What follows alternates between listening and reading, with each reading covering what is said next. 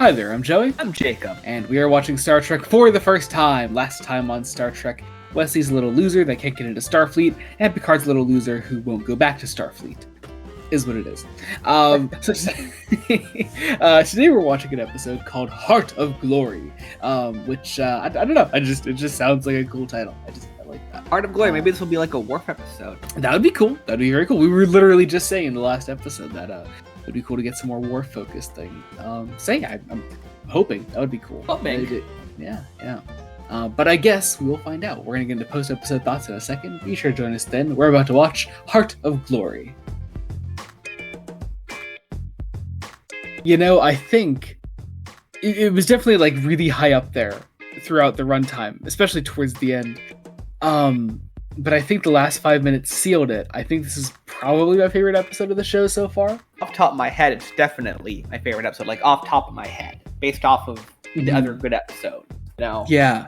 I mean, like, you know, it is still pretty close, but I think this one really sealed it for me. I really, really love this one. I think I could genuinely call this like a fantastic episode of Star Trek: The Next Generation, personally. Right? With no hint of like, oh, it's just like good in comparison. No, it's just phenomenal. Yeah, I think the only thing really holding it back is that the start is really, really slow. Like, we even called it out at one point. It was like we were going through this cargo vessel, and LaForge and Data were and Worf. No, Worf was no. It was just Data. It was LaForge and Data.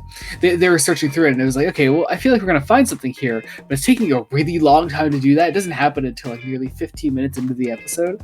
And so I think, you know, we could have definitely expedited that. I think that could have been cut down a little bit, but otherwise, this was fucking phenomenal. Holy shit. First off, continuing a long time TOS tradition of calling out Romulans in an episode and them just not showing up at all. Right. Classic, absolute classic. Love it. Once again, neutral zone. Actually, on TOS traditions, neutral zone. Love it. Neutral zone, which whenever we see it is never neutral. Always.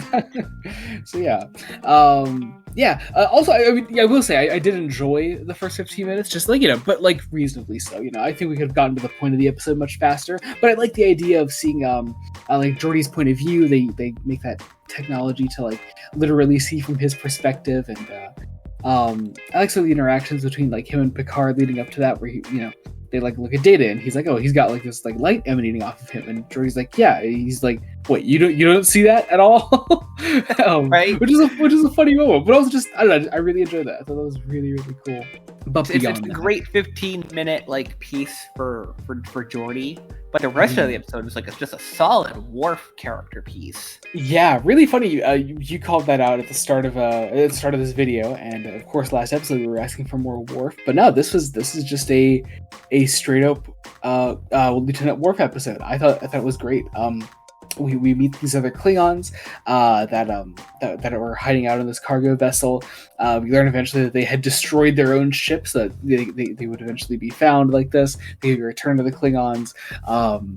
Really, really cool stuff. And then they get fascinated by the Enterprise and they want to take it over. And all this time, we're following Worf and his struggle between his life on the Enterprise and this sort of like primal instinct of being one of his own.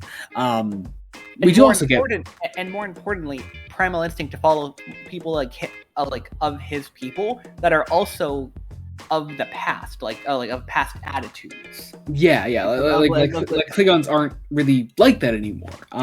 These are Klingons with more the attitude of TOS Klingons.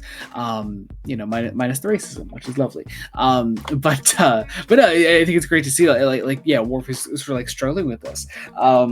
There's some great conversations between them. I really love the one where we get, I believe for the first time, this is the first time we've ever gotten of Worf's backstory, that he was left with these humans. He was literally raised by humans, even though he's a Klingon, which I thought was really cool. I thought it's just a great part of his character that I never really would have seen coming, which does confirm that something that I had not actually put much thought into up until like fairly recently, that the Worf we saw in what is it? The Undiscovered Country was like an ancestor of Worf's, not literally the Worf that shows up here, which makes sense. Yeah.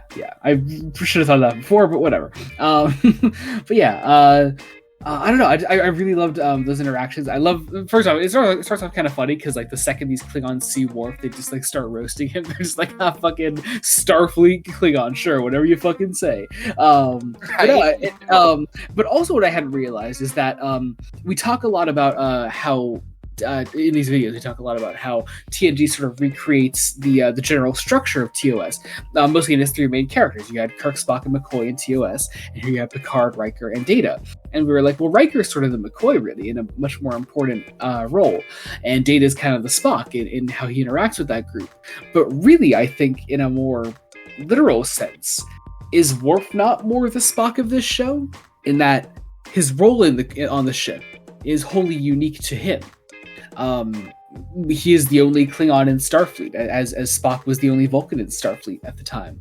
So I don't know. It's something that I'll be curious to see more of. Hopefully, more of. I hope this isn't like the only Worf-centric episode we have for a while. I want to see. I want to see this expanded upon. But even if not, I did love what I got first. I love the idea of the Klingon death ritual. I want to say the most metal thing Star Trek has done so far. So fucking badass. These guys scream so that they could let the other side know that a warrior is coming. Holy fuck, dude. And to be scared, like, just be ready. There is someone that might fuck your shit up is coming their way. Yeah, so good. Oh my god. Fucking badass. To the point where we get our final confrontation of the episode. It's Worf versus Chorus, the leader of these other Klingons. And Worf has to kill Chorus in the end. But he still gives him the Klingon death ritual as Chorus passes to the other side. Fucking, so good. So fucking good. I love Worf. I really do love Worf as a character. I just having these little hints of his character up to this point, but like this, I think really solidified him as one of my favorites of this crew.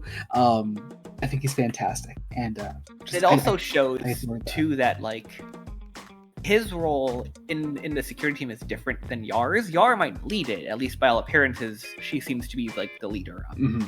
But Worf seems to be like the guy on the ground, the guy you call in if Yar can't go do it and not be and be at the tactical position.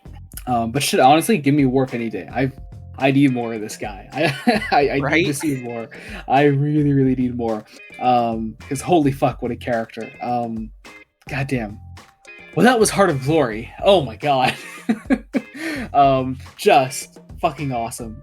Metal episode beyond belief, I think. And I cannot wait to see more. Hoping, of course, that we get more. But I guess we'll find out. Be sure to join us next time when we continue Star Trek The Next Generation. Until then, this has been Joey Morgan. I'm Jacob. Goodbye.